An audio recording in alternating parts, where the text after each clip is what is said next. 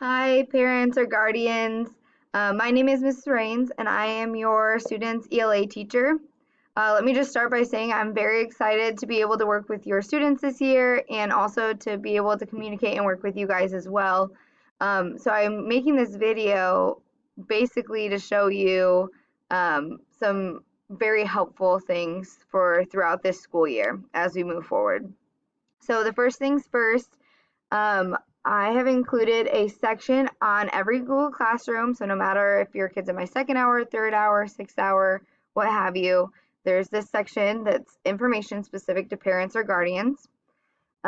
This is where I'm going to put anything that's super important that you guys need to know. That's where this video is going to be housed, as well as any information that you're going to need.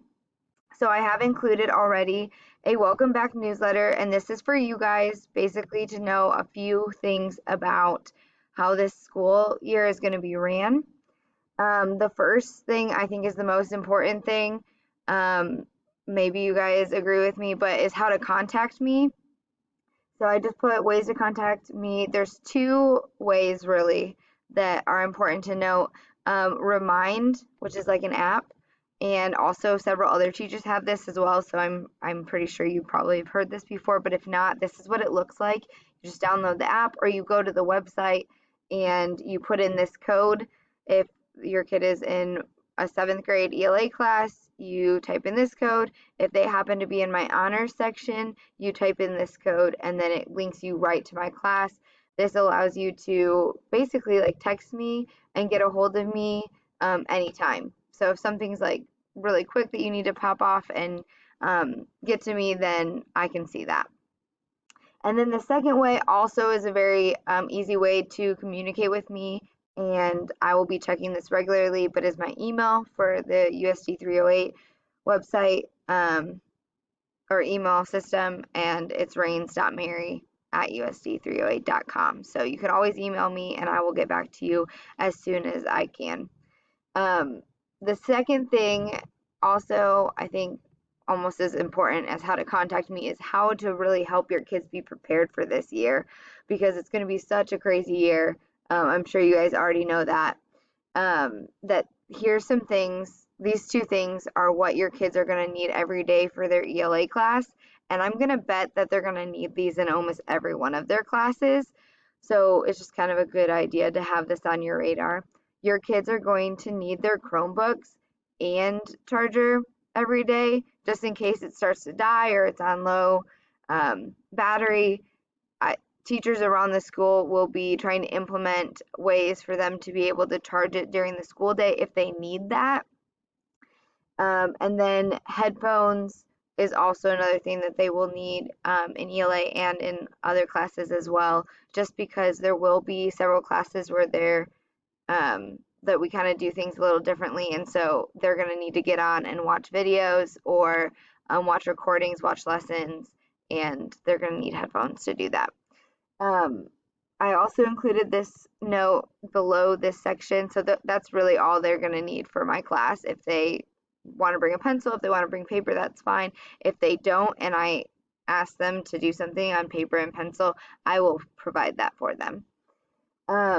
But the note below what they need to be prepared for is kind of a unique clause this year because we did go one-to-one with technology, and just because everything is going to be so technology focused this year, that part of them being prepared for school is really going to be that they come to school with their Chromebooks fully charged every day, which is going to be something that's really hard for kids to do or to get in the habit of doing, just because it's something that they haven't had to do before.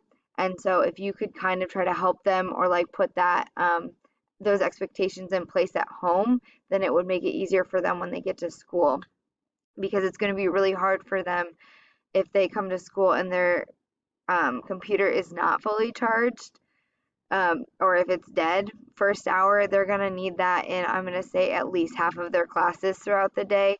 And so to be prepared for class, they really need to come to school with it fully charged. But it's also a good idea if you can just send them with their charger and just always like have that, like those two, like the Chromebook and charger, go hand in hand. Just because if things happen, and if they're on it all day, like by 8th hour, they might need to like get some more juice in their Chromebook, and so just to have that as an option. If for any reason it's hard for kids to charge their Chromebooks, or they don't have headphones, please contact me and let me know, because there's always ways that we can go about doing that, or making sure that they have those things. But just reach out, contact me, and let me know. And then the last thing, after I'm done with this video, I'm going to link it here in this newsletter, and I'm also going to post it on Classroom. But a couple other things that I wanted to go through with you guys are basically kind of how the class is going to be set up this year. So the first things first, all of your kids are going to be a part of a Google Classroom, and it's broken down by hours, so it doesn't matter what hour they're in. For me, they're going to be a part of a Google Classroom. And hopefully you are in the Google Classroom that they belong to, because I've invited you to that, so that's how you're able to see all of this information. So when you look at their classroom, here's some intro activities that they're going to need to know for like just the first week or so, and I'm going to go through with those activities with your kids. The important thing that you guys need to know about in this section, if you ever need to help your kids on something, maybe they're virtual right now, or even if they're not and they're working on stuff at home, this is going to be where their ELA notebook is housed, and they're going to have a copy of this. And it's actually going to be like where they like put all of their notes, they get all of their resources. It's going to be something that like is theirs and is kind of how they organize themselves for this class. And then you will notice on almost everything we give them that they also have a video. So right here, you guys can go and watch it if you want. If not, watch it when maybe like your kids need help. But this introduces them to the notebook and how they're supposed to go about filling that out. So that's something that is important to note there. If your kids are virtual, there are resources here for them to be able to actually get books from our library, and that's still being worked out. But I just want you guys to be aware that that's where your kids, even if they're in class, actually are going to fill out to get library books, because they will be required to read a library book or choice book. Like they'll have a certain amount of time that they need to read every week. So that's just something to be on your radar as well. The most important thing that I'm probably going to show you today is basically how all of the ELA teachers have decided to structure their class. And so we've decided we're going to go by weeks, just like this, and you'll see that we've already put some stuff on here for week 1, 2, and 3. Every week is going to have a playlist. So if you click on it, it will say week 1 playlist, week 2 playlist. You click on it, and then this is going to be what the kids are expected to accomplish for the week. And almost everything is going to be linked within that playlist. So for example, they're going to start working on a computer program called No Red Ink, and because we're really going to hit writing right in the beginning of the school year. And so there's a video that tells them how to navigate No Red Ink. There's also a video or a link for how to get to No Red Ink. And then they're going to be doing a Pear Deck, which is kind of like a presentation, but it's self-paced. And so they can go on there and just click that link and go right to the presentation. And so anyway, this is what a playlist generally will look like as we go on throughout the year. It's going to have a very similar format. The other thing that you might see on the playlist, there's 2 things that you might see on a playlist other than just the playlist itself, is the enrichment activities. If you see something as an enrichment activity, unless your kid is in an honors class, they are not required. So like for example, right here, they're done with this week's playlist. The enrichment activity is just to go on to week 3's playlist. And so they'll do that because they're just going to keep moving through it. But you might find that there might be an actual assignment in there for them to do. And if your kid does it, it will be graded. But if your kid does not get to it, we did not require that unless they're in honors. So just so you know, to be aware for that. But for the enrichment activities, we call them enrichment activities because they need to work on them. Like if they're done with the playlist, they need to work on an enrichment activity for the week. And so this is actually going to help them truly like master the skill or have them put together something that's going to show us that they've mastered whatever skill that we're trying to accomplish for that week.